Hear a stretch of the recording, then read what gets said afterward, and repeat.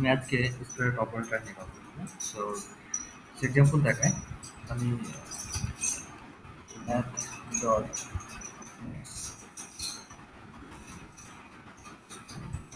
MX max দিয়ে আমি first ব্র্যাকেটের ভিতরে কিছু নাম্বার টাইপের দিচ্ছি 1 3 4 5 6 আমি এই নাম্বারটা মধ্যে ম্যাক্সিমামটা হচ্ছে 6। তো আমি এখন ম্যাক্স যদি আমি ম্যাথ ম্যাক্স থেকে বলি আমি এর ভিতরে যদি আমি ডাটা রাখি ব্র্যাকেটের ভিতরে 3 2 5 7 সর্বোচ্চ নাম্বার আমি কারণ কি? কারণ হচ্ছে ফার্স্ট ব্র্যাকেটের ভিতরে থার্ড ব্র্যাকেট হওয়ার ফলে করে এই ধরনের ডাটার ক্ষেত্রে সে ম্যাক্স ফাংশনটা কাজ করে না, সে তখন নাম দেখায়।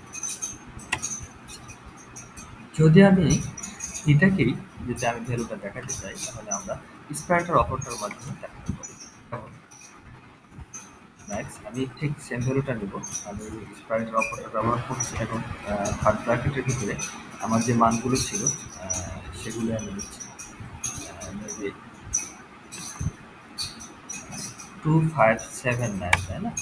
257 257 ব্র্যাকেট ক্লোজ করলাম, ফার্স্ট ব্র্যাকেটও আমি ক্লোজ করলাম। দেন এবার দেখেন আমার ম্যাক্সিমাম নাম্বারটা নাই, সর্বোচ্চ নাম্বারটা পেলাম। এখন এই ফাংশনগুলো ইউজ করে আমরা মূলত নাম্বারটা পেয়ে থাকি। সো আমি এখান থেকে যদি এই কাজটাকে এভাবে করি কনসোল ডট লগ যদি আমি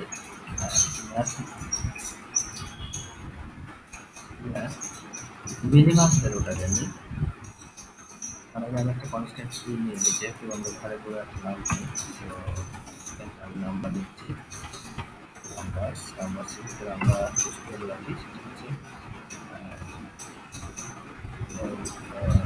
37 -17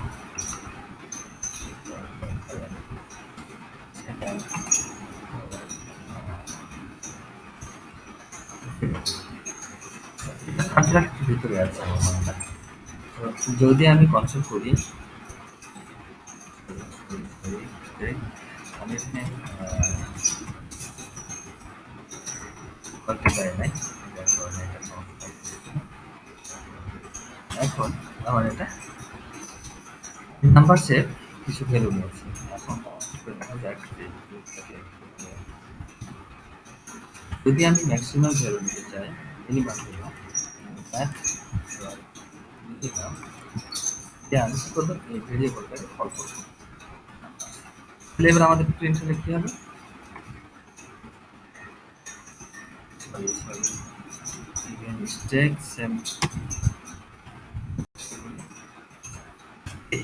তাহলে এখানে মান আসছে না, কেননা আমাদের থার্ড ব্র্যাকেটের ভ্যালু আছে। যদি থার্ড ব্র্যাকেটের ভ্যালু এভাবে করতে চাই তাহলে আমাদেরকে কি স্পাইরাল অপারেটরটা ইউজ করতে হবে। তো এখন দেখেন আমি কাজটাই করতেছি, জাস্ট মিনিমাম নাম্বার, এবং সেখানে আমি যদি স্পাইরাল অপারেটর 3টা ডট যদি আমি দিই কাজটা করি তাহলে আমাদের মিনিমাম ভ্যালুটা চলে আসে। এভাবে আমরা ম্যাক্সিমামটা বের করতে পারি। তো এটাকে আমরা করি এবং আমরা নাম্বার দিয়ে দিই, দেন দেখেন আমাদের 37। তো আমরা যেটা শিখলাম আজকে যে